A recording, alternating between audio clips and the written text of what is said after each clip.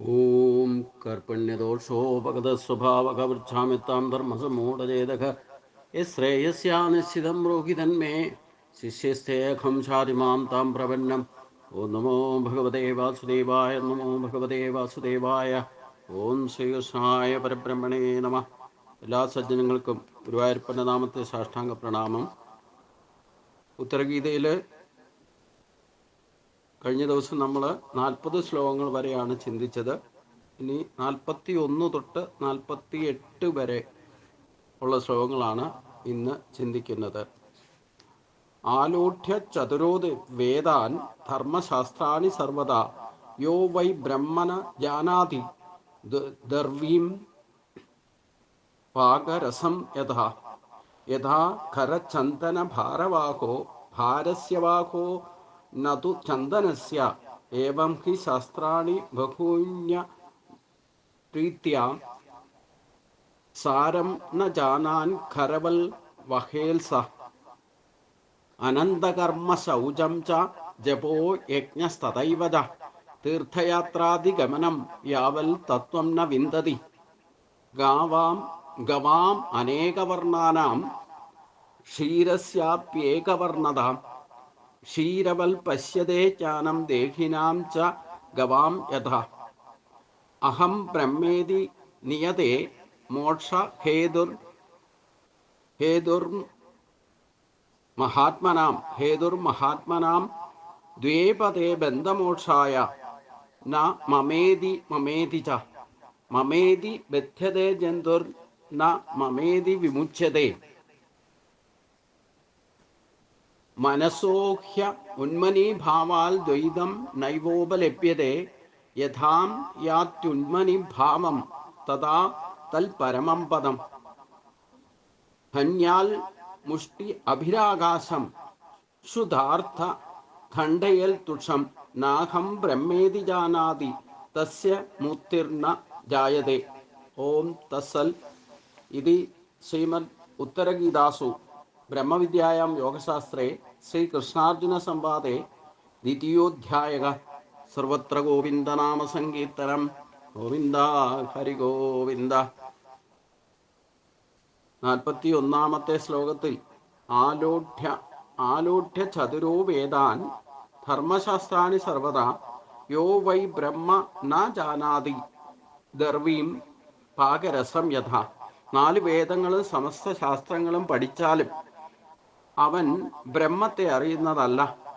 പായസം ഇളക്കിക്കൊണ്ടിരിക്കുന്ന ചട്ടുകം അതിൻ്റെ സ്വാദ് അറിയാത്തതുപോലെ യോഗവിദ്യ ഇല്ലാത്തവൻ എത്ര തപസ് ചെയ്താലും എത്രയൊക്കെ വേദങ്ങൾ പഠിച്ചാലും എന്തുമാത്രം ശാസ്ത്ര പുരാണങ്ങൾ പഠിച്ചാലും അവൻ ബ്രഹ്മത്തെ അറിയുന്നതല്ല. ഇതാണ് നമ്മൾ ഈ പ്രവൃത്തി മാർഗത്തിൽ പ്രവർത്തിക്കുമ്പം ആധ്യാത്മിക മാർഗത്തിൽ തന്നെ പല കാര്യങ്ങൾ ചെയ്യും. പല പുസ്തകങ്ങൾ പഠിക്കും, പല ശാസ്ത്രങ്ങൾ പഠിക്കും, പല ഗുരുക്കന്മാരെ കാണും, പല സത്സംഗങ്ങളിൽ പങ്കെടുക്കും. എന്തൊക്കെ ചെയ്താലും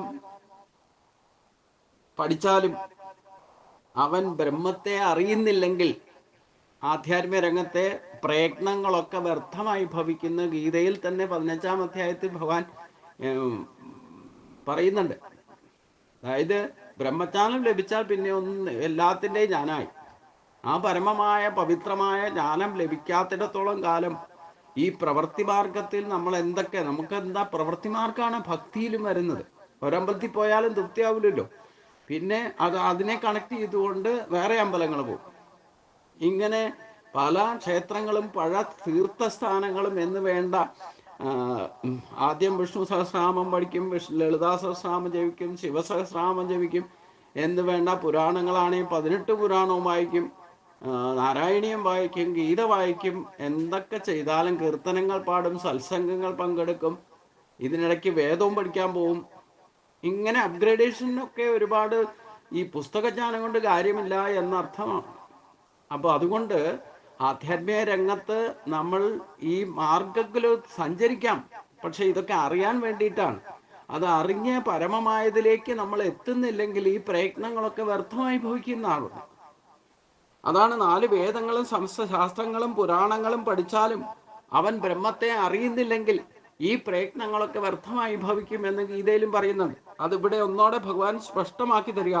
ഇപ്പൊ പായസം ഇളക്കിക്കൊണ്ടിരിക്കുന്ന ഈ ചട്ടുകം പായസത്തിന്റെ സ്വാദ് അറിയുന്നുണ്ടോ എന്ന് പറഞ്ഞ പോലെ, ഈ സ്വാദ് അറിയാത്തതുപോലെ യോഗവിദ്യ ഇല്ലാത്തവൻ എത്ര തപസ് ചെയ്താലും വേണ്ടില്ല, എന്തുമാത്രം വേദശാസ്ത്രങ്ങൾ പഠിച്ചാലും വേണ്ടില്ല, ബ്രഹ്മത്തെ അറിയാത്തിടത്തോളം കാലം അവൻ ഈ പ്രയത്നങ്ങളൊക്കെ വ്യർത്ഥമായി ഭവിക്കും. ആ ബ്രഹ്മജ്ഞാനം ലഭിക്കണമെങ്കിലോ ഇതൊക്കെ ചെയ്ത് അന്ധകരണ ശുദ്ധിയും വിവേകവും ഉണ്ടാകുക തന്നെ വേണം.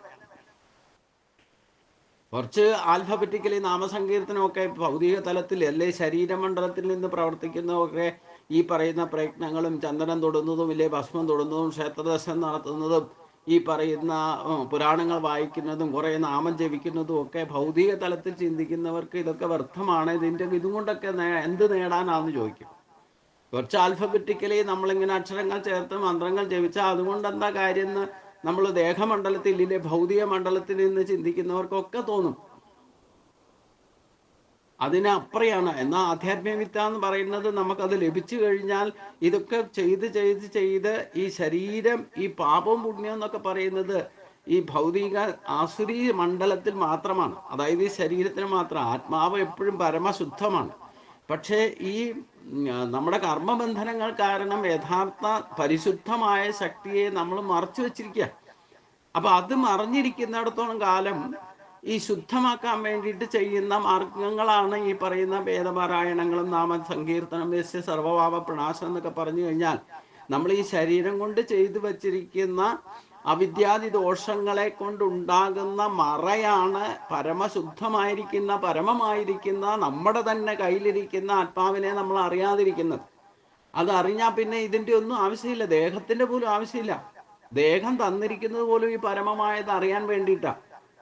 അപ്പൊ ഈ ദേഹം വെച്ചുകൊണ്ട് ഭൗതിക മണ്ഡലത്തിൽ നിന്നുകൊണ്ട് നമ്മൾ ഈ ഭൗതിക വസ്തുക്കളെ ആശ്രയിച്ചുകൊണ്ട് ഭൗതിക പുസ്തകങ്ങളെ ആശ്രയിച്ചുകൊണ്ട് ഈ ആൽഫബറ്റിക്കലി ഒക്കെ പ്രയത്നം ചെയ്താലും അത് എന്തൊക്കെ നാമസങ്കീർത്തനം ചെയ്താലും എന്ന് വരെ പരമപവിത്രമായത് നമുക്ക് അറിയാൻ സാധിക്കുന്നില്ലയോ അന്ന് വരെ, ആ നിമിഷം വരെ നമുക്ക് ഈ പ്രയത്നങ്ങളൊക്കെ വ്യർത്ഥമായിട്ട് തോന്നും. അറിയേണ്ടത് അറിഞ്ഞു കഴിഞ്ഞാൽ പിന്നെ ഇതിൻ്റെ ഒന്നും ആവശ്യകത ഇല്ലാന്ന് ഇതിനു മുമ്പ് കഴിഞ്ഞ അധ്യായത്തിൽ നമ്മൾ കണ്ട. ഗ്രന്ഥം പഠിച്ചത് മനസ്സിലാക്കി കഴിഞ്ഞാൽ ഗ്രന്ഥത്തെ ഉപേക്ഷിക്കാനല്ലേ പറഞ്ഞത്. ജ്ഞാനം പോലും ഉപേക്ഷിക്കണം എന്ന് പറഞ്ഞ എന്തെങ്കിലും കാര്യം. നമുക്ക് എല്ലാത്തിനും തടസ്സം ഏറ്റവും വലിയ പാപം എന്ന് പറയുന്നത്, അത് പുരുഷനായാലും സ്ത്രീ ആയാലും വേണ്ടില്ല, ഈ പാപം കൊണ്ടാണ് ഈ ശരീരം തന്നെ ലഭിച്ചിരിക്കുന്നത്. അപ്പം ആരും പാപമില്ലാതെ പാപത്തിൽ നിന്ന് മുക്തരായിട്ട് പാപരാഹിത്യം വന്നവരാരാന്ന് ചോദിച്ചു കഴിഞ്ഞാൽ ആ പാപരാഹിത്യം ലവലേശം പോലും സ്പർശനമില്ലാതെ പാപവും പുണ്യമോ സ്പർശിക്കാതെ നിൽക്കുന്നത് കേവലം നമ്മുടെ ഉള്ളിൽ തന്നെ ഇരിക്കുന്ന ഈ ജീവാത്മാവ് മാത്രമേ ഉള്ളൂ. അത് പരമ പവിത്രമായിട്ടാണ് കിട്ടിയിരിക്കുന്ന, പരമ പവിത്രമായിട്ട് തന്നെ നിൽക്കുന്നത്. പിന്നെ ഈ പുണ്യപാപങ്ങളൊക്കെ ബാധിക്കുന്നത് ഈ ദേഹമണ്ഡലത്തിൽ മാത്രമാണ്. ഈ ദേഹമുള്ളിടത്തോളം കാലം ഈ സുഖവും ദുഃഖവും ഉള്ളു താനും. ഇനി ഈ ശരീരത്തിൽ ഉപയോഗിക്കുന്ന അല്ലെങ്കിൽ നമ്മൾ അനുഭവിക്കുന്ന കാര്യം തന്നെ, നമുക്ക് ശരീരത്തിനൊരു ദുഃഖമുണ്ടായാൽ ആ ദുഃഖം നമ്മൾ മറ്റുള്ളവർക്ക് അത് കാണിച്ചു കൊടുക്കാൻ സാധിക്കും. ഇനി സുഖം ഉണ്ടായെന്ന് വെച്ചോ, സുഖം കാണിച്ചു കൊടുക്കാൻ പറ്റുമോ? ഇങ്ങനെയാ സുഖം എന്ന് പറഞ്ഞിട്ട് കാണിച്ചു കൊടുക്കാൻ പറ്റുമോ? പഞ്ചസാര പോലും മധുരമുണ്ട് എന്നെല്ലാവർക്കും അറിയാം. പക്ഷെ ആ മധുരമുണ്ടെന്നുള്ളത് സാക്ഷാത്കരിക്കണേ എന്ത് വേണം? ആ പഞ്ചസാര എടുത്ത് വായി നാക്കും തുമ്പത്ത് വയ്ക്കണം. അപ്പോഴേ മധുരം അറിയാൻ സാധിക്കുള്ളൂ. എന്ന് പറഞ്ഞ പോലെ ഈ ശരീരം അതിനുള്ളൊരു മാധ്യമം മാത്രമാണ്. അത് അവരവരുടെ അനുഭവിച്ചറിയണം. അത് ആത്മാവിനെ അനുഭവിച്ചറിയണമെങ്കിൽ ഈ ശരീരമണ്ഡലത്തിലുള്ള പാപദോഷങ്ങൾ ഇല്ലെങ്കിൽ പൂർവ്വജന്മാർജിതമായ പുണ്യമോ പാപമോ ഇല്ലാതെ വരണം. അപ്പോൾ പരിശുദ്ധമായ ആത്മാവിനെ അറിയണമെങ്കിൽ നമ്മുടെ ശരീരവും ശരീരത്തിലുള്ള ഇന്ദ്രിയ ശക്തികളും പരമപവിത്രമായി തീരണം. അപ്പോൾ മാത്രമേ അതിനാണ് അന്ധകരണ ശുദ്ധി എന്ന് പറയുന്നത്. ഇപ്പൊ കോമൺ എഫക്റ്റ് എന്ന് പറയുന്നത്, ഞാൻ പറയുന്ന കാര്യങ്ങൾ പോലും നിങ്ങൾക്ക് യഥാർത്ഥത്തിൽ മനസ്സിലാകണം, ശരിയാണെന്ന് തോന്നണമെങ്കിൽ എൻ്റെ ബുദ്ധിമണ്ഡലത്തിൽ ഈ ദേഹമണ്ഡലം വിട്ടുകൊണ്ട് ആത്മമണ്ഡലത്തിൽ നിന്നുകൊണ്ടാണ് ഞാനിതൊക്കെ പറയുന്നതെങ്കിൽ നിങ്ങളും അതേ മണ്ഡലത്തിൽ നിന്നുകൊണ്ട് ചിന്തിച്ചാൽ മാത്രമേ ഞാൻ പറയുന്നത് ശരിയാണെന്ന് മനസ്സിലാവൂ. അതാണ് ശരീര സംബന്ധമായിട്ടുള്ള അവിദ്യാദി ദോഷങ്ങൾ എന്ന് പറയുന്നത്. അത് എത്ര അന്ധകരണശുദ്ധിയും വിവേകവും ഉണ്ടാകുന്നില്ലെങ്കിൽ ഇനി സന്യാസം സ്വീകരിച്ചാൽ പോലും അത് പരമപവിത്രതയിലേക്ക് ജ്ഞാനത്തിലേക്ക് എത്തിക്കുന്നില്ലെങ്കിൽ ആ സന്യാസയോഗം പോലും യഥാർത്ഥത്തിൽ യോഗമായിട്ട് ഭവിക്കില്ല എന്നർത്ഥം. എന്നാൽ ഇതിനൊക്കെ ശരീരം മാധ്യമമാണ് താനും. അപ്പം ശരീരത്തെ യഥാവിധി ഉപയോഗിക്കണം എന്നർത്ഥം. അത് ഉപയോഗിക്കാതിരുന്നാൽ അതിനെ രക്ഷിച്ച് കാത്തു സംരക്ഷിച്ച് നമുക്ക് ആത്മസംരക്ഷണം നൽകുന്ന ആത്മാവിനെ പോലും നിർത്തുന്നത് ശരീരമാണ്. അപ്പോൾ ആ ശരീരം പരമപവിത്രമായ ആത്മാവിനെ അറിയാൻ സാധിക്കാതെ ശരീരത്തെ ഉപയോഗിച്ചാലും അതും ദുർവിനിയോഗമാണെന്ന് പറയും. അപ്പോൾ യഥാർത്ഥത്തിൽ ഇപ്പം ഈ ആരെയും ദോഷപ്പെടുത്താനോ ഇല്ലെങ്കിൽ ആരെയും പർട്ടിക്കുലർലി നമുക്ക് കുറ്റം പറയാനോ വേണ്ടിയിട്ടല്ല. പക്ഷെ ചിലരുടെ നമ്മൾ പ്രത്യക്ഷത്തിൽ കാണുന്ന അനുഭവങ്ങൾ, എൻ്റെ അനുഭവങ്ങളായാലും മറ്റുള്ളവർക്കുണ്ടാകുന്ന അനുഭവങ്ങളായുമ്പോൾ ഈ ആത്മീയ മണ്ഡലത്തിൽ നിന്നുകൊണ്ട് നമ്മൾ ചിന്തിക്കുമ്പം അതിൽ എന്തൊക്കെ അവിദ്യാദി ദോഷങ്ങളും ഇല്ലെങ്കിൽ ഗുണങ്ങളും ദൈവിക സമ്പത്തും ആസുരി സമ്പത്തിൻ്റെ ഉപയോഗക്രമം എങ്ങനെയാണ് അവിടെ നടന്നത്, അവർക്ക് അന്ധകരണ ശുദ്ധിയും വിവേകവും ഉണ്ടായോ ഉണ്ടായില്ലയോ എന്നൊക്കെ കണ്ടെത്തുന്നത് നമുക്ക് അതാണ് ഏറ്റവും വലിയ സത്സംഗം എന്ന് പറയുന്നത്. നമുക്ക് പലരുടെ മറ്റൊരാളുടെ അനുഭവത്തിൽ നിന്ന് നമ്മൾ പഠിക്കാനുണ്ടെന്നർത്ഥം. അതാണ് ഗുരുസ്ഥാനത്ത് നിൽക്കുക എന്ന് പറയുന്നത്. മറ്റൊരാൾക്കുണ്ടാകുന്ന അനുഭവം ഇല്ലെങ്കിൽ ഒരു ഉറുമ്പിൽ പോലും ചലന്തി വലയിൽ നിന്നും ഇല്ലെ സൂര്യനിൽ നിന്നും ഒക്കെ 24 ഗുരുക്കന്മാരെ പറ്റിയൊക്കെ ഭാഗവതം പറയുന്നുണ്ടെങ്കിൽ അനേക ഗുരുക്കന്മാരാ, 24 അല്ല. അപ്പൊ നമ്മുടെ ഓരോ അനുഭവവും ഇല്ലേ മറ്റുള്ളവരുടെ അനുഭവങ്ങൾ നമുക്ക് പാഠമായി തീരണം എന്നർത്ഥം.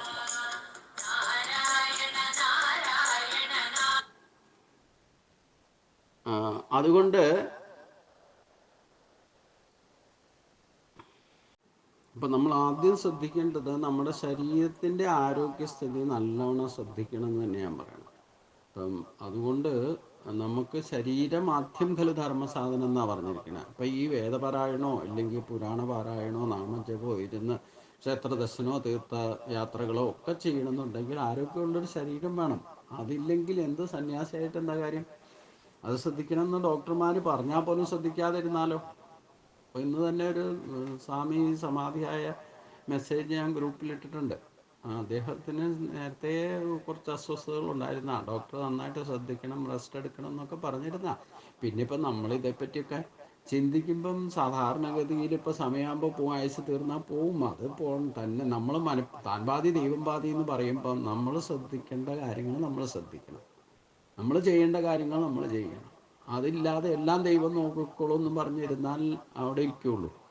അപ്പം എങ്ങനെയായാലും ശരീരം എത്രയൊക്കെ നമ്മൾ ഈ പറയുന്ന കാര്യങ്ങൾ ആധ്യാത്മിക മാർഗത്തിൽ സഞ്ചരിക്കാൻ ശരീരം എപ്പോൾ വീണു പോകുന്ന ഭഗവാൻ നമ്മുടെ നിശ്ചയിച്ചു വെച്ചിട്ടുണ്ട്. അതനുസരിച്ചുകൊണ്ട് ഏതെങ്കിലും തരത്തിൽ ക്ഷയിച്ച് നശിക്കുക തന്നെ ചെയ്യും. അതില്ല എന്ന് പറയാൻ പറ്റില്ല. അതിന് യാതൊരു ഗ്യാരണ്ടിയും ആർക്കും കൊടുക്കാനും പറ്റില്ല, ഒരു ഡോക്ടർമാർക്കും സാധ്യമല്ല. എന്നാലും നമ്മൾ ശ്രദ്ധിക്കേണ്ട കാര്യങ്ങൾ ശ്രദ്ധിക്കണം. വ്യക്തോപാസന എന്ന് പറഞ്ഞാൽ ശരീരത്തിൻ്റെ ആരോഗ്യം ജീവിച്ചിരിക്കുന്നിടത്തോളം കാലം നമ്മളെ സൂക്ഷിച്ചാൽ നമ്മളെ കൊണ്ട് മറ്റൊരാൾക്കെങ്കിലും ദുഃഖിക്കാതിരിക്കാമല്ലോ. അതുകൊണ്ട് അതൊക്കെ ശ്രദ്ധിക്കണം എന്ന് തന്നെയാണ് പറയണേ. അപ്പം ഈ വേദപാരായണവും ഇല്ലെങ്കിൽ ഈ പറയുന്ന ആധ്യാത്മിക മാർഗത്തിൽ നമ്മൾ സഞ്ചരിക്കുമ്പം അതൊക്കെ ചെയ്യണം എന്നുള്ള ശ്രദ്ധയോടുകൂടി ചെയ്യണമെങ്കിൽ ശരീരത്തിന് യാതൊരുവിധ കേടുമില്ലാതിരിക്കണം. ക്ഷതങ്ങൾ ശരീരങ്ങൾ എന്തെങ്കിലും അല്പമെങ്കിലും വിരലിൻ്റെ അറ്റത്ത് പോലും വേദനയുണ്ടെങ്കിൽ നമ്മുടെ മനസ്സിൻ്റെ ശ്രദ്ധ അതിലേക്ക് പോകും ഓട്ടോമാറ്റിക്കായിട്ട്. അപ്പം നമുക്ക് ശ്രദ്ധയോടെ ഇത് ചെയ്യാൻ സാധിക്കില്ല. ശ്രദ്ധയില്ലാതെ എന്ത് ചെയ്താലും അത് ഇഹത്തിലും പരത്തിലും പ്രയോജനം ചെയ്യില്ല എന്ന് ഗീതയിൽ ശ്രദ്ധാത്രയത്തിൽ തന്നെ ഭഗവാൻ പറയുന്നുണ്ട്. അപ്പം അതൊക്കെ ശ്രദ്ധിക്കണം. അശ്രദ്ധയോടുകൂടി എന്ത് ചെയ്താലും നമുക്ക് ഒരു തരത്തിലും ഈ ജന്മം മുഴുവൻ ചെയ്താലും ഒരു പ്രയോജനം ചെയ്യും. പിന്നെ ഒന്നും ചെയ്യാതിരിക്കുന്നതിലും എന്തെങ്കിലും ഒന്ന് ചെയ്യുന്ന നല്ലതാന്ന് വെച്ചിട്ട് യാന്ത്രികമായിട്ട് അനുകരണ ഭാവത്തിൽ ചെയ്തിട്ട് എന്താ പ്രയോജനം? അതും കൂടെ ശ്രദ്ധിക്കണം. എന്ത് ചിന്തിച്ചാലും എന്ത് പറഞ്ഞാലും എന്ത് പ്രവർത്തിച്ചാലും അത് നമുക്ക് ഈ ജന്മത്തിലും അടുത്ത ജന്മത്തിലും ഒക്കെ പ്രയോജനപ്പെടുന്ന ആധ്യാത്മിക മാർഗത്തിൽ ഈ ആത്മശക്തി എന്ന് പറയുന്നത്, ആത്മജ്ഞാനം എന്ന് പറയുന്നത് അത് ഒരു ജന്മം കൊണ്ട് മാത്രം ശ്രേഷ്ഠത നിലനിർത്തുന്നതല്ല. നമുക്ക് പരമമായിട്ട് ആ ജ്ഞാനത്തിൻ്റെയൊക്കെ ഉടമയാണ് നമ്മൾ. പക്ഷെ നമ്മുടെ തോന്നിവാസം കൊണ്ട് അതിനെ മറച്ചു വെച്ചിരിക്കുക. അതിനെ ഒന്ന് മുക്തമാക്കാനാണ് ഈ പറയുന്നതൊക്കെ. ഈ പറയുന്ന കാര്യങ്ങളൊക്കെ ചെയ്യുന്നത് എന്തിനാ? ആത്മശക്തിയെ സംരക്ഷിച്ചുകൊണ്ട് അതിനെ പോഷിപ്പിക്കുക. അതിനെ ആശ്രയിച്ചുകൊണ്ട് ഭൗതികമായിട്ടുള്ള ഈ ശരീരം കൊണ്ട് പോലും വ്യവഹാരം സംരക്ഷിച്ച് നിർത്തണം എന്നുണ്ടെങ്കിൽ ജീവസംരക്ഷണം ശരീരത്തിലൂടെയാണ് സാധ്യമാകുമെങ്കിൽ അതിന് പരമപ്രധാനമായിരിക്കുന്നത് ആ ആത്മശക്തി തന്നെയാണ്. അപ്പോൾ ആ ബോധമണ്ഡലത്തിൽ നിന്നുകൊണ്ട് വേണം, അതിനെ ആശ്രയിച്ചുകൊണ്ട് വേണം ശരീരം കൊണ്ട് ചെയ്യുന്ന എല്ലാവിധ വ്യവഹാരങ്ങളും, അത് ആധ്യാത്മികമായിക്കോട്ടെ അഥവാ ഭൗതികമായിക്കോട്ടെ, എങ്കിലും അത് ഇഹത്തിലും പരത്തിലും പ്രയോജനപ്പെടുകയുള്ളൂ എന്നർത്ഥം. വീണ്ടും ഭഗവാൻ പറയുന്നു, യഥാ ഖരചന്ദന ഭാരവാഹോ ഭാരസ്യവാഹോ നതു ചന്ദനസ്യ ഏവം ഹി ശാസ്ത്രാണി ബഹൂന്യ ദ്രീഥ്യാം സാരം ന ജാനാൻ ഖരവൽ മഹേൽസ. കഴുത ചന്ദനം ചുമന്നുകൊണ്ട് പോയാലും അത് അതിൻ്റെ സുഗന്ധത്തെ അറിയുന്നില്ല. അതേപോലെ അനേകം ശാസ്ത്രങ്ങൾ പഠിച്ചിട്ടുള്ളവനും അവയുടെ സാരമായ ഹംസത്തെ അഥവാ രഹസ്യത്തെ ഗ്രഹിക്കുന്നില്ലെങ്കിൽ അവൻ കഴുതയ്ക്ക് സമാനനാണ്. അവന് ഒരിക്കലും ബ്രഹ്മജ്ഞാനം ലഭിക്കുന്നതല്ല. അപ്പം ഈ ചന്ദനം ചുമന്നുകൊണ്ട് പോകുന്ന കഴുതയുടെ കൂട്ടാണെന്ന് അർത്ഥം.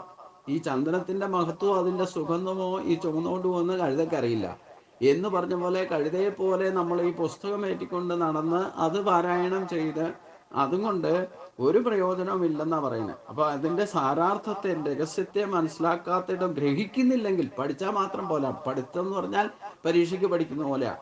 ആ പരീക്ഷ കഴിയുമ്പോൾ അത് മറന്നുപോകും. ഗ്രഹിച്ചാലാണ്, നിങ്ങൾ എന്ത് പഠിച്ചാലും അതിൽ ഒരു വാക്കെങ്കിലും നിങ്ങൾക്ക് ഗ്രഹിച്ചാൽ ആ വാക്കുകൊണ്ട് 1000 വാക്കുകൾ സൃഷ്ടിക്കാൻ സാധിക്കുന്നു. മാത്രമല്ല, ഈ ഗ്രഹിച്ച വാക്ക് എത്ര ജന്മം പോയാലും വേണ്ടില്ല, അത് മറന്നു പോവുകയില്ല. അതാണ് ഏറ്റവും വലിയ ഗ്രാഫിംഗ് പവറിന്റെ ഗുണം എന്നർത്ഥം. അതുകൊണ്ട് അല്പം പഠിച്ചാലും വേണ്ടില്ല, ഒരു ശ്ലോകം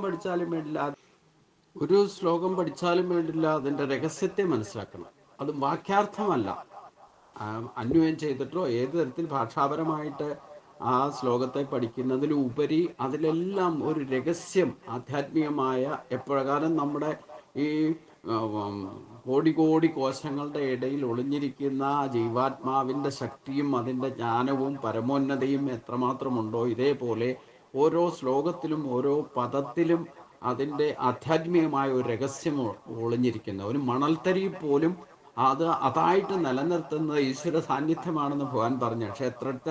ക്ഷേത്രജ്ഞ സംയോഗത്താലാണ് ഈ പ്രപഞ്ചത്തിൽ സകലതും നിലനിൽക്കുമെന്ന് പറഞ്ഞു. അപ്പോൾ ഒരു വാക്കുപോലും, ഒരക്ഷരം പോലും നിലനിൽക്കുന്നുണ്ടെങ്കിൽ അതായിട്ട് നിലനിൽക്കുന്നതിൻ്റെ രഹസ്യമുണ്ട്. അതിലാണ് ആധ്യാത്മിക രഹസ്യം എന്ന് പറയുന്നത്. ആ സാന്നിധ്യം മാത്രം കൊണ്ടാണ് ഒരക്ഷരം പോലും നിലനിൽക്കുന്നത്. അപ്പോൾ പിന്നെ വാക്കിന്റെ ഉൽപ്പത്തിയോ? അപ്പൊ ആ വാക്കിന്റെ രഹസ്യം നമ്മൾ ഗ്രഹിച്ചാൽ പിന്നെ ഈ വാക്കിനെ ഏതൊക്കെ തരത്തിൽ തിരിച്ചും മറിച്ചും, ഇപ്പൊ രാധ എന്ന വാക്കിനെ തിരിച്ചിട്ടാൽ ധാര എന്ന് പറയാം. ആ ധാരയിലാണ് യഥാർത്ഥ രഹസ്യം അറിയുക. നമ്മുടെ താഴേക്ക് സഞ്ചരിച്ചുകൊണ്ടിരിക്കുന്ന പ്രാണൻ ഊർധ്വമൂലത്തിലേക്ക് ഒഴുകുന്ന ധാര, അതായത് ഓപ്പോസിറ്റ് ഡയറക്ഷനിൽ ചലിക്കുമ്പോഴാണ് അതിന്റെ ശക്തി യഥാർത്ഥത്തിൽ പ്രകടമാകും.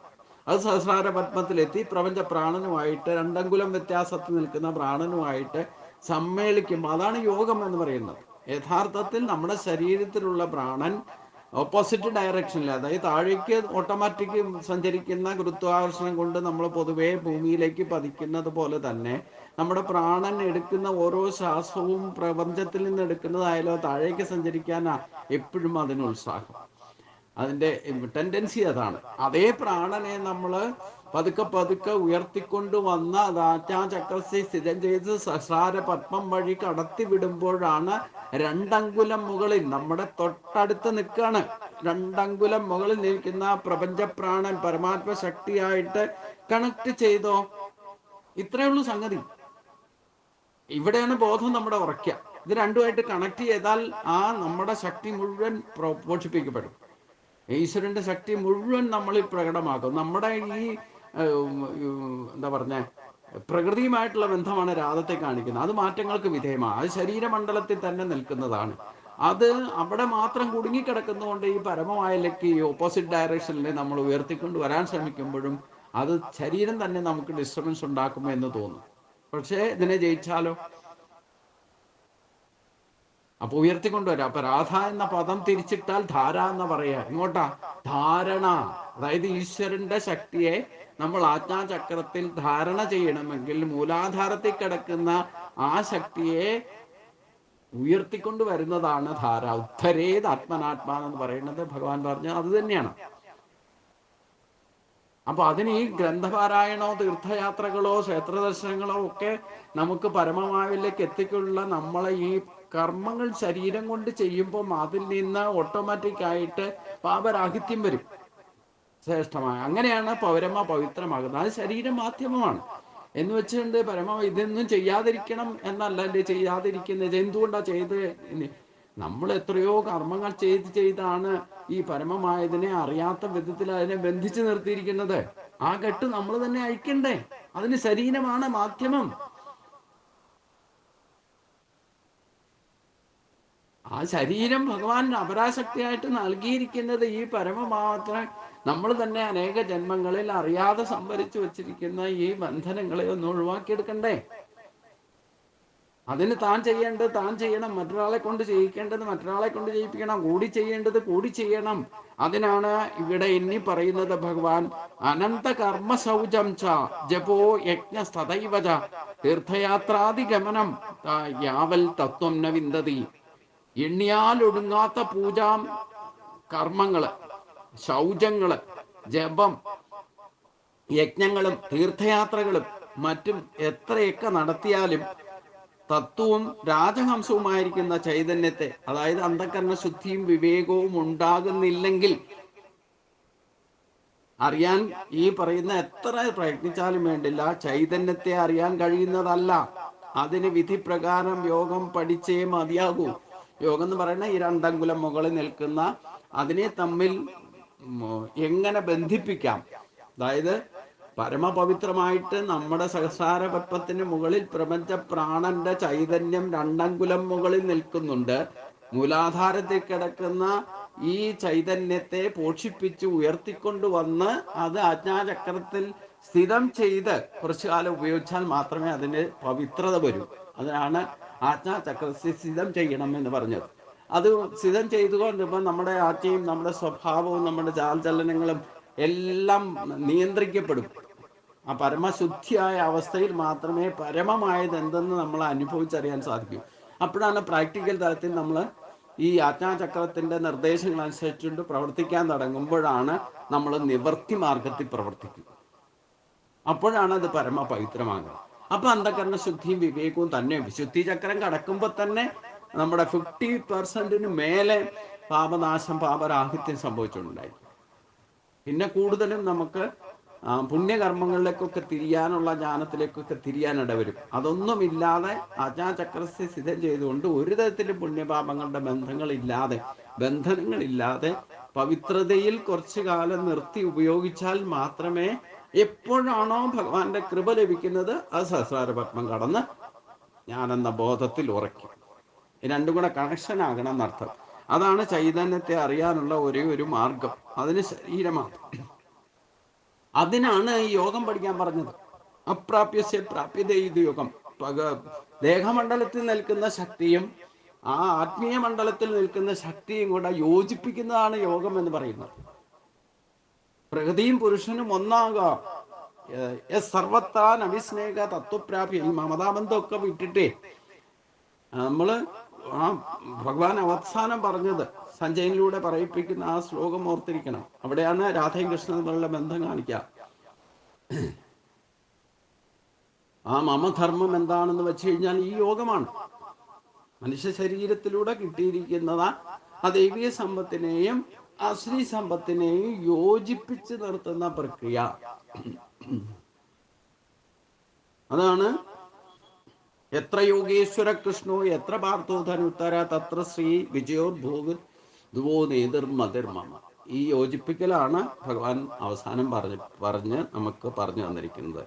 അതാണ് രാധയും കൃഷ്ണനും തമ്മിലുള്ള. എപ്പം പുരുഷനും ഈ പ്രകൃതിക്ക് മാറ്റമുള്ളതായിരിക്കുന്ന പ്രകൃതി സംബന്ധമായിട്ട് നിൽക്കുന്ന ഈ ശരീരവും യോജിപ്പിച്ച് പ്രവർത്തിച്ചുകൊണ്ട് യഥാർത്ഥ പരമാത്മാവുമായിട്ട് ബന്ധം സ്ഥാപിക്കണം. അതാണ് യോഗം എന്ന് പറയുന്നത്.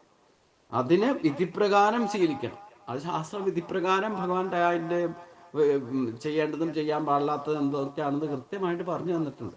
അതാണ് ശാസ്ത്രമാണ് പ്രമാണം. ഗീതാശാസ്ത്രമാണ് അതിന് പ്രമാണം.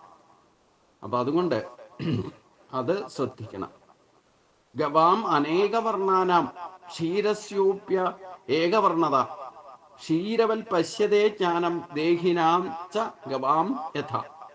ഇവിടെ ഗവ എന്ന് ഉദ്ദേശിക്കുന്ന പശുവാണ്.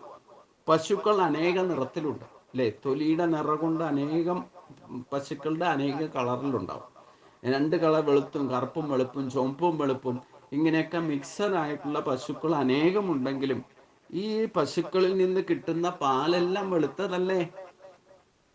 നമ്മൾ തന്നെ സ്ത്രീയോ പുരുഷനോ കറുത്ത വർഗ്ഗക്കാരോ വെളുത്ത വർഗ്ഗക്കാരോ ഏത് വർഗത്തിൽപ്പെട്ടവരായാലും നമ്മുടെ മനുഷ്യ ശരീരത്തിലുള്ള രക്തത്തിന് കളറൊന്നു തന്നെയല്ലേ?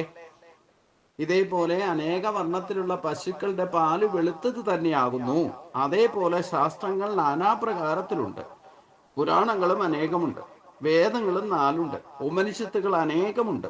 എന്നാൽ അവയുടെ എല്ലാം സാരതത്വം ഒന്നു മാത്രമാകുന്നു എന്നറിയണം. അത് ഹംസരാജനായിരിക്കുന്ന പരമാത്മാവ് മാത്രമാണ്. എല്ലാ പശുക്കളുടെയും പാലിനെ വെളുത്ത് കാണുന്നത് പോലെ എല്ലാ മതങ്ങളുടെയും ശാസ്ത്രങ്ങളുടെയും തത്വതികമായ അർത്ഥം ഏകമായ പരമാത്മാവായി കാണേണ്ടതാണ്. ഇതാണ് പരമാത്മ തത്വം അറിയുക എന്ന് പറയുന്നത്. വ്യത്യസ്ത മതങ്ങളായിക്കോട്ടെ, വ്യത്യസ്ത ദേശങ്ങളിൽ വ്യത്യസ്ത സംസ്കാരത്തോടെ വ്യത്യസ്ത വേഷങ്ങളിൽ വ്യത്യസ്ത ഭാഷ സംസാരിക്കുന്നവരായിക്കോട്ടെ, ഇവരെല്ലാം അനുഭവിക്കുന്ന ആ പരമാത്മാവാണ്. ആ തത്വതികമായ ഏകമായ അദ്വൈത ഭാവത്തെ നമ്മൾ തിരിച്ചറിയണം എന്നാണ് ഇവിടെ ഭഗവാൻ എടുത്തു പറയുന്നത്. ഇത് പല പ്രാവശ്യം ചിന്തിച്ചുറപ്പിക്കണം. നമ്മൾ പുറത്ത് കാണുന്നതെല്ലാം ഏകമായ ഒന്നിൽ നിന്നുള്ളതാണ്. വ്യത്യസ്ത ഭാവത്തിനും രൂപത്തിലും 84 ലക്ഷം തരം ജീവജാലങ്ങളും മണൽത്തരിയും ഈ സ്ഥാവര ജംഗമ വസ്തുക്കളും ഒക്കെ ക്ഷേത്രജ്ഞ സംയോഗത്താലാണ് നിലനിൽക്കുന്നതെന്ന് ഭഗവാൻ പറഞ്ഞിട്ടുണ്ട്.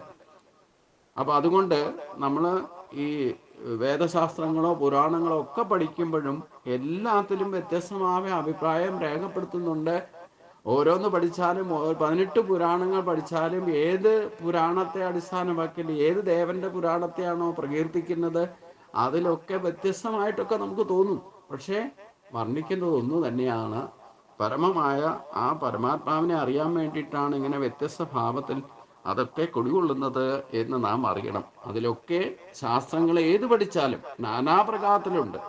എന്നാൽ അവയുടെ എല്ലാം സാരതത്വം ഒന്നാണെന്നുള്ള ബോധം നമുക്ക് ഉറപ്പിക്കണം.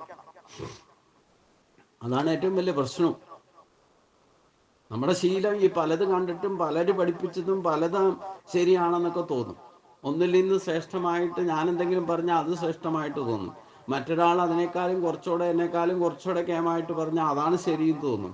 ഇതുകൊണ്ടാണ് നമ്മൾ ഈ വ്യതിചലിച്ചു പോകാനും ഇങ്ങനെ കർമ്മത്തിൽ വ്യവഹരിക്കാൻ ഇടവരുന്നത്. അതായത് ഒരേ കാര്യം തന്നെ അന്വേഷിച്ചുകൊണ്ട് പലതരത്തിൽ അതിനെ വ്യവഹരിക്കുമ്പോൾ വ്യവസായാത്മിക ബുദ്ധിയായിട്ട് മാറും. വ്യാപരിക്കുന്ന ബുദ്ധി കർമ്മയോഗത്തിൽ ഉറക്കില്ല എന്നർത്ഥം. കർമ്മയോഗത്തിന് പറ്റിയതുമല്ല എന്ന് പറഞ്ഞു.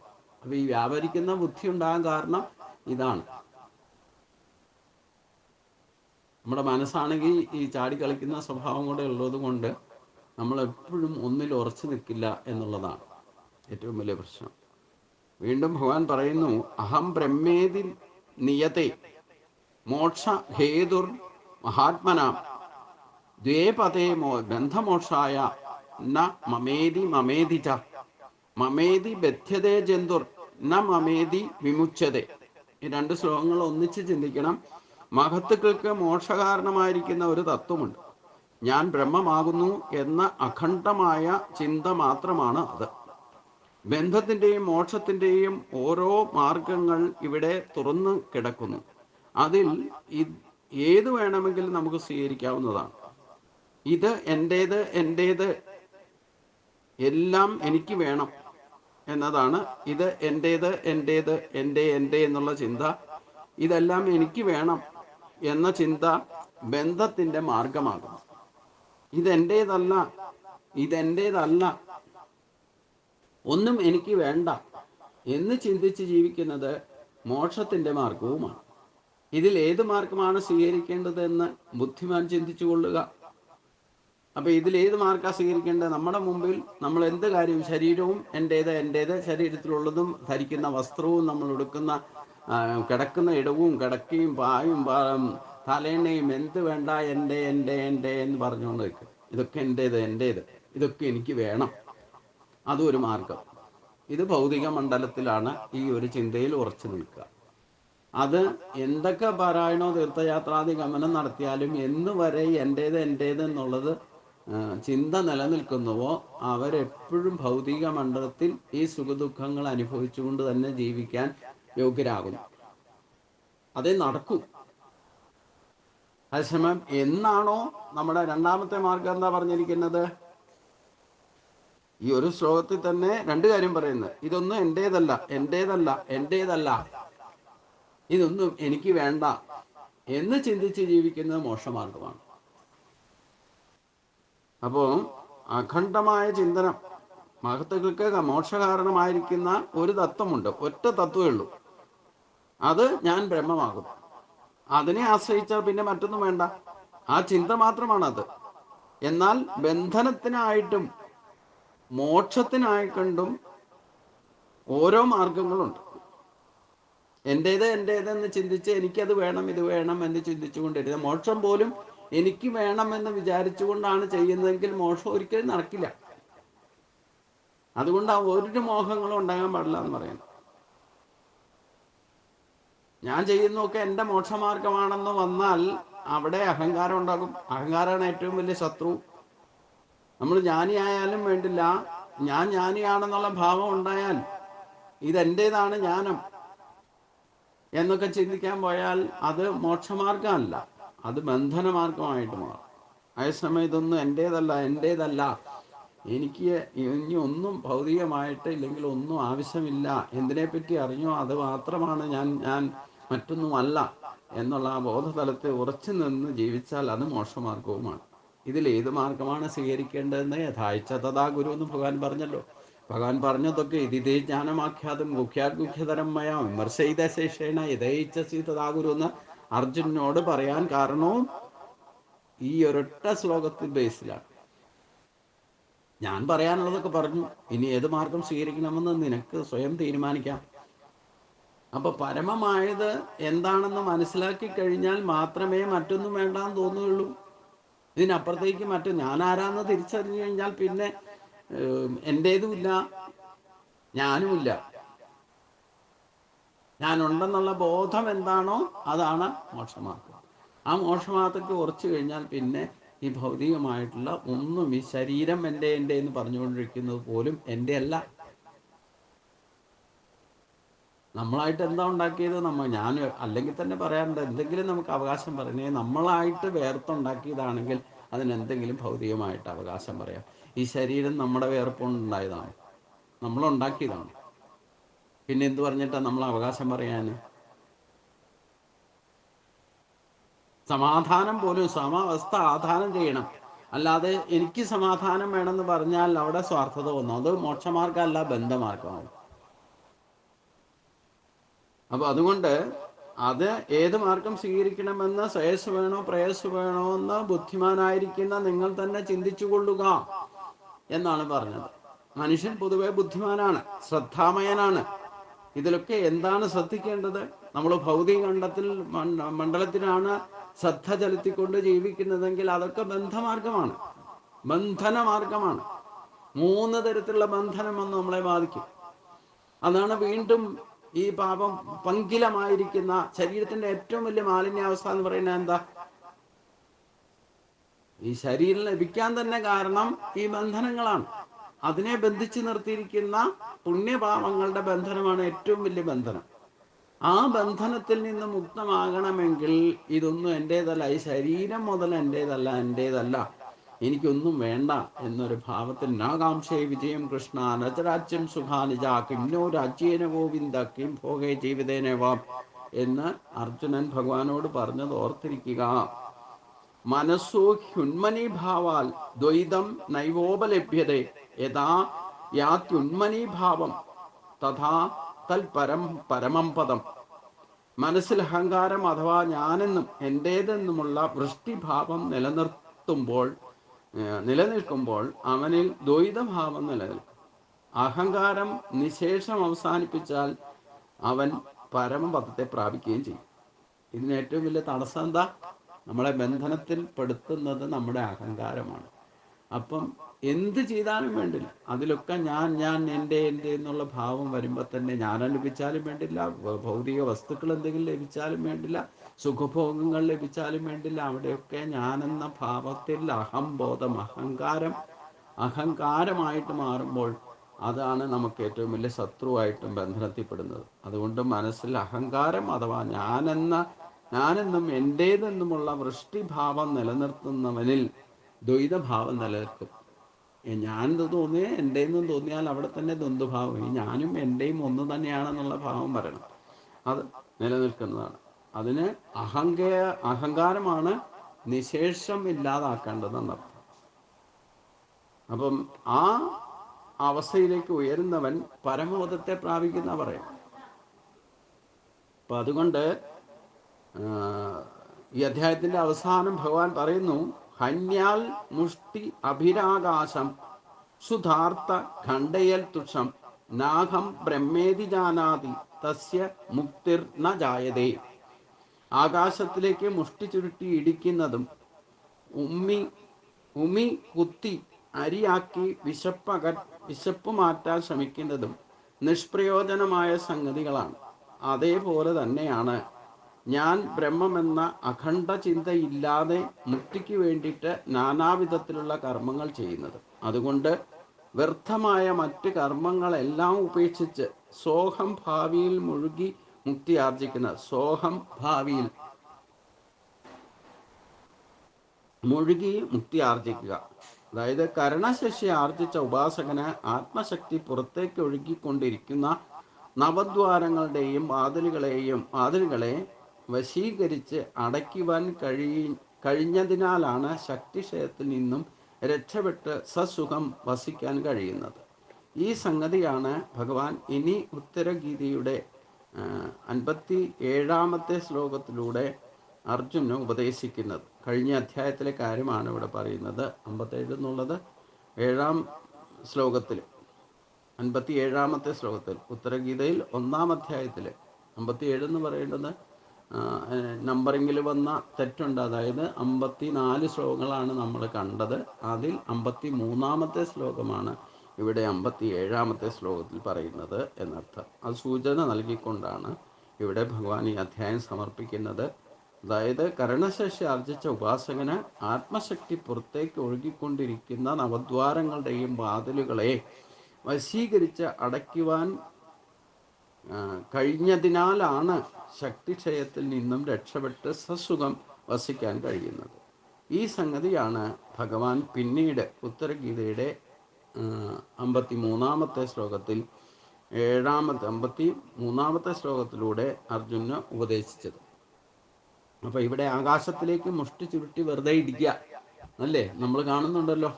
ഇപ്പോൾ കുറച്ച് കുറവാണ്, ഇല്ലെങ്കിൽ രാഷ്ട്രീയക്കാരൻ മുഴുവൻ മുഷ്ടി ചുരുട്ടിട്ട് ഈ ഗുലാബ് എന്ന് പറയുമ്പം വെറുതെ ആകാശത്തിലേക്ക് മുഷ്ടി ചുരുട്ടിയിട്ട് ഇടിക്കുന്നത് കാണാം. അതേപോലെ ഉമ്മി കുത്തി അരിയാക്കി വിശപ്പകറ്റാൻ വേണ്ടിയിട്ട് ശ്രമിക്കുന്നതും നിഷ്പ്രയോജനമായ സംഗതികളാണ്. ഉമ്മി കുത്തിയിട്ട്, അതായത് നെല്ല് കുത്തിയെടുത്താൽ അതിൽ അരി കിട്ടും, അതും കൊണ്ട് നമുക്ക് ചോറ് വെച്ച് കഴിക്കാൻ വിശപ്പ് മാറും. അതേസമയം വെറുതെ കിടക്കുന്ന ഉമ്മി കുത്തിയാൽ എന്താ ഫലം? അതേപോലെയാണ് ആകാശത്തിലേക്ക് മുഷ്ടി ചുരുട്ടിയിട്ട് ഇൻകുലാബ് വിളിക്കുന്നവരുടെ അവസ്ഥ. ഇഹത്തിനും പരത്തിലും ഒരു കാര്യമില്ല, ഒരു പ്രയോജനം ചെയ്യില്ല. അതേപോലെ വിശപ്പറ്റാൻ ശ്രമിക്കുന്ന നിഷ്പ്രയോജനകരമായിരിക്കുന്ന സംഗതികളാണ്. അതേപോലെ തന്നെയാണ് ഞാൻ ബ്രഹ്മമെന്ന അഖണ്ഡ ചിന്ത ഇല്ലാതെ മുക്തിക്ക് വേണ്ടിയിട്ട് ഈ പ്രയത്ന ശരീരം കൊണ്ട് നാനാവിധത്തിലുള്ള കർമ്മങ്ങൾ ചെയ്യുന്നതും. അതുകൊണ്ട് വ്യർത്ഥമായ മറ്റ് കർമ്മങ്ങളെല്ലാം ഉപേക്ഷിച്ച് സോഹം ഭാവിയിൽ, അതായത് നമ്മുടെ ശ്വാസപ്രക്രിയയിലൂടെ തന്നെ നമ്മുടെ ആ മൂലാധാരത്തിൽ കിടക്കുന്ന ജീവശക്തിയെ ഉയർത്തിക്കൊണ്ടുവരാൻ സാധിക്കുന്നതാണ് പറഞ്ഞത്. അപ്പം അതിനെ ഉയർത്തിക്കൊണ്ട് ഈ ശരീരം മാധ്യമമായിട്ട് സ്വീകരിച്ച് അത് കുറേശ്ശെ ഉയർത്താൻ പോഷിപ്പിക്കാൻ ശ്രമിച്ചാൽ അതായിരിക്കും നമ്മളെ പിന്നീട് നയിക്കുക. അപ്പോൾ അനായാസന ജീവിതം നയിക്കാൻ സാധിക്കണമെങ്കിൽ പോലും ഈ ഭൗതികമായ മണ്ഡലത്തിൽ ഭൗതികമായ ശരീരം ഉപയോഗിച്ചുകൊണ്ട് ഭൗതിക വസ്തുക്കളുടെ ഉപയോഗം പോലും നമുക്ക് ദോഷമില്ലാത്ത വിധത്തിൽ ഉപയോഗിച്ച് അനായാസന ജീവിതം നയിക്കണമെങ്കിൽ പോലും ഈ ഉറങ്ങിക്കിടക്കുന്ന നമ്മുടെ ജീവശക്തിയെ ഉയർത്തിക്കൊണ്ടുവരണം. അതിനെയാണ് ദേവാൻ ഭാവയതാൻ എനതേ ദേവ ഭാവയന്തുവാക പരസ്പരം ഭാവയന്തക ശ്രേയ പരമവാസ്യ എന്ന് പറയുന്നത്. അപ്പം നമ്മുടെ കയ്യിലുള്ള വസ്തുവിനെ ഉയർത്തിക്കൊണ്ടുവരൂ, അതിനെ പോഷിപ്പിക്കൂ, അതിനു വേണ്ടിയിട്ടുള്ള യോഗം സ്വീകരിക്കൂ. അത് സ്വയം ചെയ്യേണ്ടെന്ന് സ്വയം ചെയ്യണം. ചില കാര്യങ്ങൾക്ക് മറ്റൊരാളുടെ സഹായം കൂടെ വേണ്ടി വരും. അപ്പോൾ അവരെ കൊണ്ടും അത് കൃത്യമായിട്ട് ചെയ്യിപ്പിക്കാൻ ഒരു ഗുണം എന്താണെന്ന് വെച്ച് കഴിഞ്ഞാൽ, നമ്മൾ പരമമായ ലക്ഷ്യം തീരുമാനിച്ച് നമ്മുടെ സ്വയം ചെയ്യേണ്ട കർമ്മങ്ങളൊക്കെ അനുഷ്ഠിക്കുന്നു എന്ന് കണ്ടാൽ പിന്നെ പ്രകൃതി നമുക്ക് ആവശ്യമായ സപ്പോർട്ട് നൽകാൻ തുടങ്ങും. അപ്പോൾ മറ്റൊരാളെ കൊണ്ട് ചെയ്യിപ്പിക്കണമെങ്കിൽ മറ്റൊരു ഗുരുവിൻ്റെ സഹായം വേണ്ടി വന്നാലും അതൊക്കെ തന്നെ നമ്മുടെ മുമ്പിൽ വന്നോളും. നമ്മൾ ചെയ്യാനുള്ള ചെയ്താൽ പിന്നെ ഒരു ചോട് വെച്ചാൽ മതി, ബാക്കിയൊക്കെ 4 ചോട് ഭഗവാൻ നമുക്ക് ആ യോഗസ്ഥിതിയിലേക്ക് നയിക്കുന്നർത്ഥം. അപ്പം അതിനു വേണ്ടിയിട്ട് ഈ ഒരു മാർഗത്തിൽ ലക്ഷ്യം ഉറപ്പിച്ചാൽ മതി. അതാണ് ഏറ്റവും വലിയ ശ്രേഷ്ഠത ഒരു മനുഷ്യജന്മത്തിൽ. അത് ജീവിതകാലം മുഴുവൻ ദുരാചാരിയായി നടന്നാലും വേണ്ടില്ല. ഈ ഒരു ലക്ഷ്യത്തിലേക്ക് എപ്പോൾ തിരിയുന്നോ അപ്പോൾ സപ്പോർട്ട് കിട്ടാന്നുള്ളത് പ്രകൃതി തന്നെ നമുക്ക് അനുകൂലമായിട്ട് മാറും. നമ്മളെ പ്രതിബന്ധങ്ങളെല്ലാം തന്നെ മാറിപ്പോളും. അപ്പോൾ ഈ നവദ്വാരങ്ങളെ അടയ്ക്കുക എന്ന് പറയുന്നത് അതിന് വേണ്ടിയിട്ട് ഫെവിക്കോളോ ഇല്ലെങ്കിൽ അതിലുള്ള കോർക്കും കൊണ്ട് നടക്കൊന്നും വേണ്ട. അതിന് പക്വത വന്നു കഴിയുമ്പോൾ അതൊക്കെ തന്നെ അടഞ്ഞോളും. ദേഹബോധം പോയി കഴിഞ്ഞാൽ പിന്നെ ഈ നവദ്വാരങ്ങൾ അവിടെ പരമമായത് അറിഞ്ഞ് ആ പരമമായതിനെ ഉറച്ചു കഴിഞ്ഞാൽ ഈ ദേഹമണ്ഡലത്തിൽ ശരീരമണ്ഡലത്തിൽ വർത്തിക്കുമ്പോൾ മാത്രമേ ഈ നവദ്വാരങ്ങളും ഈ കോടാനും കോടി കോശങ്ങളുടെ ദ്വാരങ്ങളും ഒക്കെ ഉള്ളൂ. കേവലം നമുക്ക് പ്രത്യക്ഷത്തിൽ അറിയപ്പെടുന്നത് 9 ദ്വാരങ്ങളെ ഉള്ളൂ എന്ന് ധരിക്കണ്ട.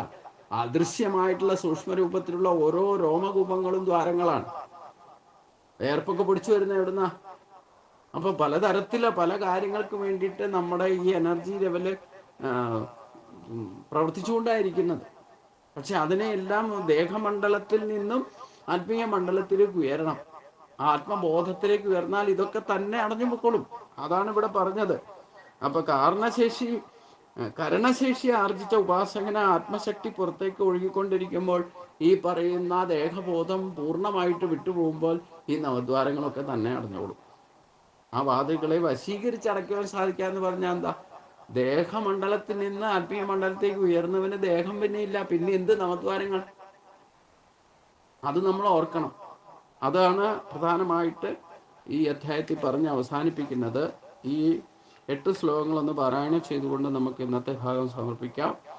ആലോഢ്യ ചതുരോ വേദാൻ ധർമ്മശാസ്ത്രാണി സർവദാ യോ വൈ ബ്രഹ്മണ ജ്ഞാനാദി ദർവീം ഭാഗരസം യഥാ ഖരചന്ദന ഭാരവാഹോ ഭാരസ്യ വാഹോ നതു ചന്ദനസ്യ ഏവം ഹി ശാസ്ത്രാണി ബഹൂന്യധൃത്യ സാരം ന ജാനാൻ ഖരവൽ വഹേൽസ അനന്തകർമ്മ ശൗചം ച ജപോ യജ്ഞസ്തദൈവ ച തീർത്ഥയാത്രാദി ഗമനം യാവൽ തത്വം ന വിന്ദതി ഗമാം അനേകവർണ്ണാനാം ക്ഷീരസ്യാപ്യേകവർണ്ണതാം ക്ഷീരവൽ പശ്യതേ ജ്ഞാനം ദേഹിനാം ച ഗമാം യഥാ അഹം ബ്രഹ്മേതി നിയതേ മോക്ഷഹേതുർമഹാത്മനാം ദ്വേ പദേ ബന്ധമോക്ഷായ ന മമേതി ച മമേതി ബധ്യതേ ജന്തുർ ന മമേതി വിമുച്യതേ മനസോ ഹ്യ ഉന്മനീഭാവൽ ദ്വൈതം നൈവോപലഭ്യതേ യഥാ യാത്യുന്മനീഭാവം തഥാ തൽപരം പദം ഹന്യാൽ മുഷ്ടി അഭിരാകാശം സുധാർത്ഥ ഗണ്ഡയൽ തുഷം നാഹം ബ്രഹ്മേതി ജാനാതി തസ്യ മുക്തിർ ന ജായതേ. ഓം തസ്സൽ. ഇത് ശ്രീമദ് ഉത്തരഗീതാസു ബ്രഹ്മവിദ്യായം യോഗശാസ്ത്ര ശ്രീകൃഷ്ണാർജുന സംവാദേ ദ്വിതീയോധ്യായ. സർവത്ര ഗോവിന്ദനാമ സങ്കീർത്തനം. ഗോവിന്ദ ഹരിഗോവിന്ദ. ഇതിൻ്റെ അടുത്ത ഭാഗം, ഇനി അടുത്ത ക്ലാസ് എന്ന് പറയുന്നത് ഉത്തരഗീതയും ഗീതയിലെ ചില അധ്യായങ്ങളിലെ ശ്ലോകങ്ങളും തമ്മിൽ താരതമ്യ പഠനമാണ്. അത് നമുക്ക് അടുത്ത ദിവസം ചിന്തിക്കാം. എല്ലാവർക്കും നമസ്കാരം. ഓം സ്വസ്തി പ്രജാഭ്യാം പരിപാലയന്ത നായനമാർഗേണ മഹിമഗീശാ ഗോബ്രാഹ്മണേഭ്യ ശുഭകൃത്യം. ലോകാ സമസ്താ സുഖിനോ ഭവന്തു. ലോകാ സമസ്താ സുഖിനോ ഭവന്തു. ഓം ശാന്തി ശാന്തി ശാന്തി.